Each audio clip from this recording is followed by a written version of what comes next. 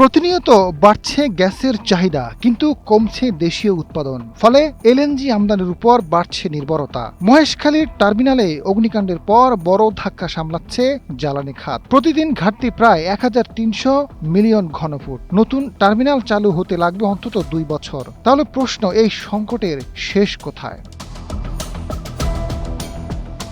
সরকারের পক্ষ থেকে বলা হয়েছে, নতুন একটি টার্মিনাল নির্মাণ ও চালু করতে অন্তত 2 বছর সময় লাগতে পারে। ফলে ততদিন খুঁড়িয়ে খুঁড়িয়েই চলতে হবে জ্বালানি খাতকে।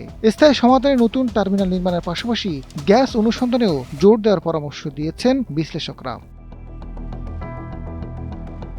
চলমান বিদ্যুৎ ও গ্যাস সংকট দ্রুত সমাধান হওয়ার সম্ভাবনা নেই বলে জানিয়েছেন অর্থ ও পরিকল্পনা মন্ত্রী আমির খসরু মাহমুদ চৌধুরী। তিনি বলেছেন, 6 মাস কিংবা 1 বছরের মধ্যে এই সংকটের স্থায়ী সমাধান সম্ভব নয়। পরিস্থিতি স্বাভাবিক করতে অন্তত 2 বছর সময় লাগতে পারে।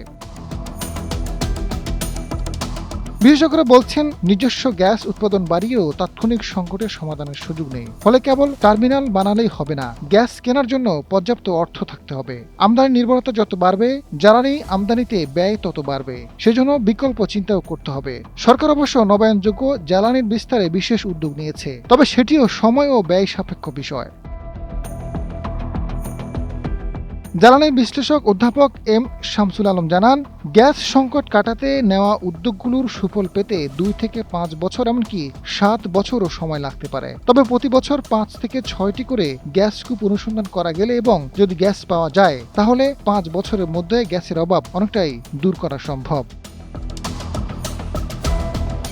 আজাদ ফারুক, সময়ের আলো।